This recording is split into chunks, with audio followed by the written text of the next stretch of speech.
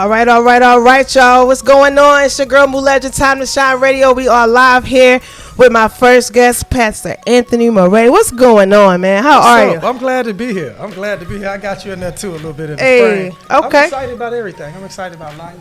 I like your energy too. Oh, thank I you. like your spirit. Yes, I like yours too. Girl, we all right there, you know? We gonna be Gucci today, so introduce yourself to everybody. My name is Anthony Murray, the Unlocker. If you want to know what unlocking means, just see.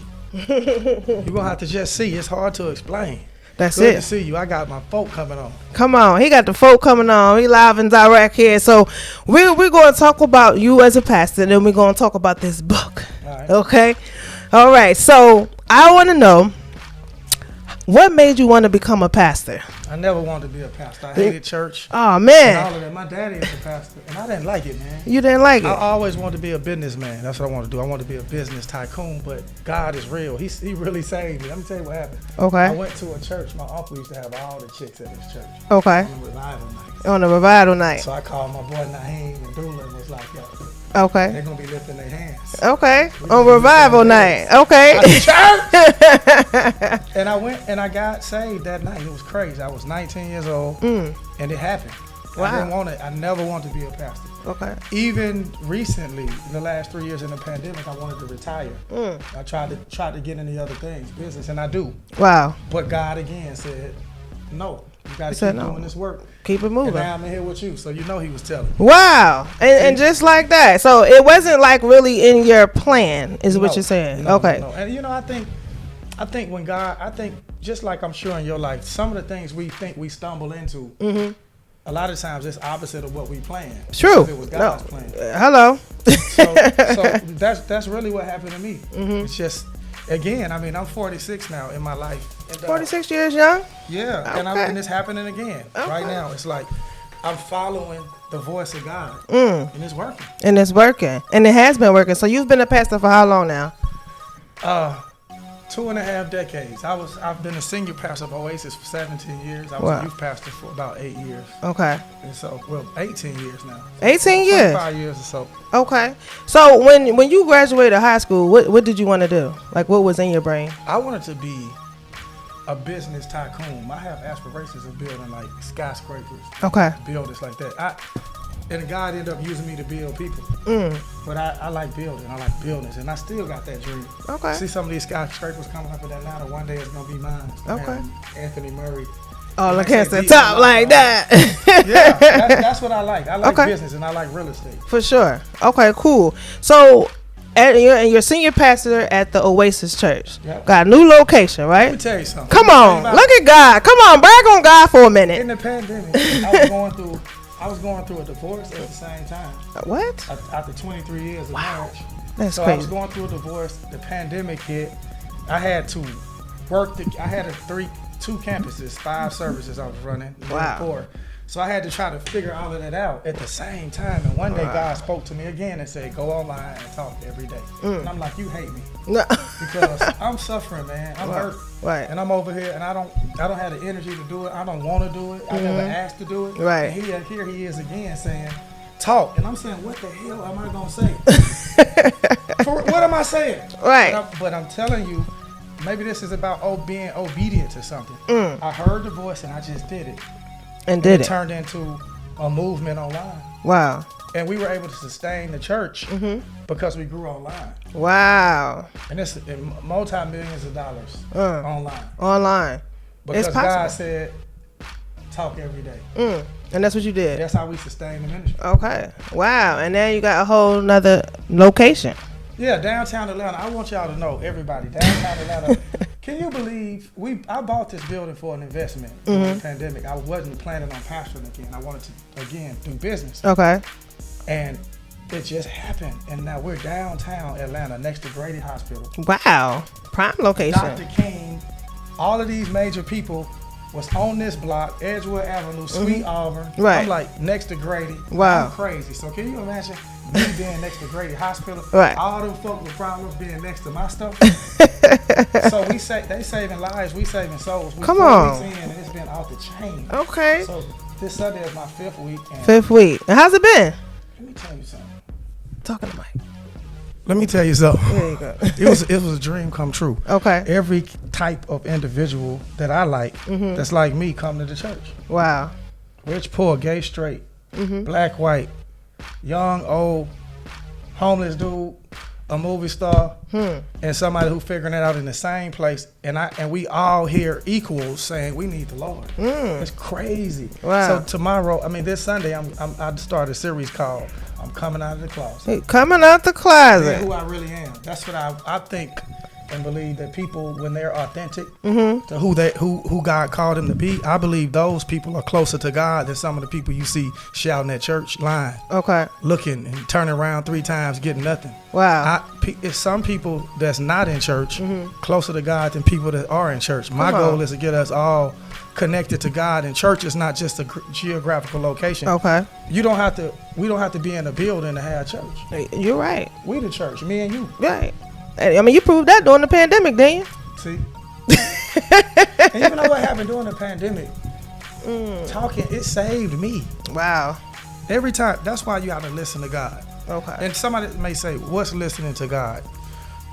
Have you ever been through hell in your life? Of course. I'm talking about for real, like where you didn't know if you was going to make it. Oh, yeah, And it absolutely. wasn't about one thing. It wasn't one dimensional. It wasn't money. It wasn't just relationship. It was everything. Everything just pressing on crumbled. Yeah, of now, course. in your darkest moment, I know you had to hear a voice. Okay. But you're still here. Absolutely. He that's- the one got me through. I ain't gonna lie. See? Dead ass. See, dead ass. See, that's what my church is about. Okay. See, Being real. me and you go Right. to Oasis Atlanta downtown. Okay. People like me and you. For See what I sure. said? Right. So in my darkest moment again in my life, this is the third dark moment in my life that I can remember. This was the worst. Okay. One, I thought I had a heart attack. Something happened when I was in my 20s. God gave me a miracle. I thought something wrong with my heart. Something else happened another time I won't talk about now. Okay. And then going through that divorce. Wow. But it wasn't just a divorce. It was the church. It was losing of myself. But the Bible talk about dying to yourself, and it seemed deep when you say it. Right. But when we talking, it's like I had to be broken Right. like you. Yeah. And then I heard this voice say, "You can do it." You can do it. Gotta keep worry the about faith. And then people, the other thing too is every level that people go to, seasons in life, you gotta switch people sometimes. No. Everybody that started with you ain't gonna end with you. You gotta be cool with letting people go. Yes. That's time to move out your life, because No, I you're right. learned I hold on to stuff because I love hard. Right. So Got God to. had to break that out of me. Let them go. So new things can come into your life. Right. Because people can be your circle or your cage.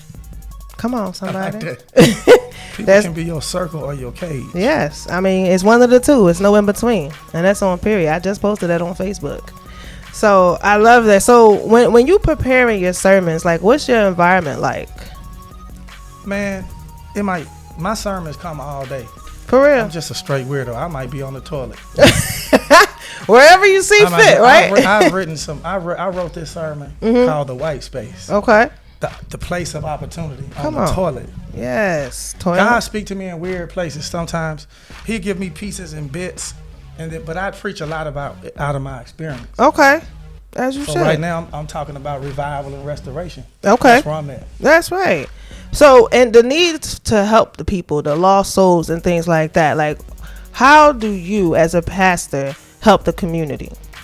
We do so much. It's they played a video the opening Sunday of some of the things that I've been able to be fortunate to do in the community.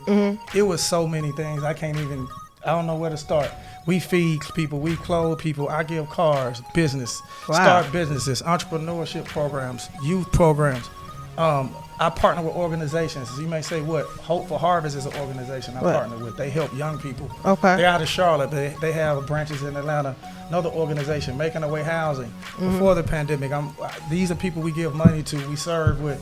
And I'm excited to have the resources. We're raising and believing for it to start it again. Okay. But I don't think you're a ministry if you ain't serving the community. Come on, somebody. Absolutely. So, but why do you think like a lot of people are lost as far as like not knowing their purpose in their life? Because they've been, a lot of us have been fed false truth from sincere people. Wow. They sincerely loved us, but they was wrong about sexuality. They didn't know about like autism Right. and bipolar disorder. Do you know Mental that health. that some of this is not even a mental issue. It's we don't understand it.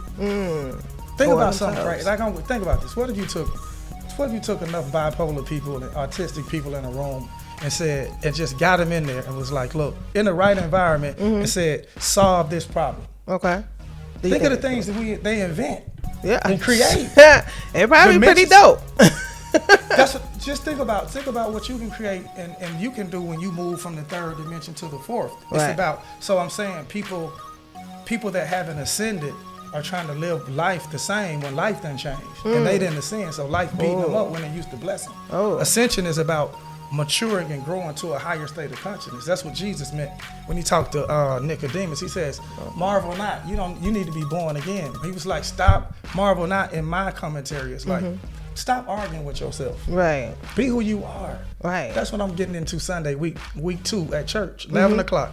11 o'clock. Come on out the closet means be your authentic self to God first, and then let's work on everything else. Right. That makes sense? No, that makes a lot of sense. Really come as you are. That's what the old people told. Yeah, come as you are. Now we got all these rules that God never said, and we judge and treat people, and we lie, and we forget who we were.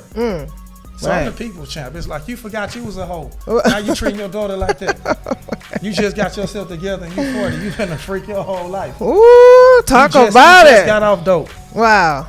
That's real. You know what I'm saying? You ain't doing heroin no more, but you pop pills sometime and you forgot. Wow. That people are hurting and struggling and suffering. And they treat their kids all crazy. Let me tell you something. I believe that we need God, especially starting with men, because we out of place.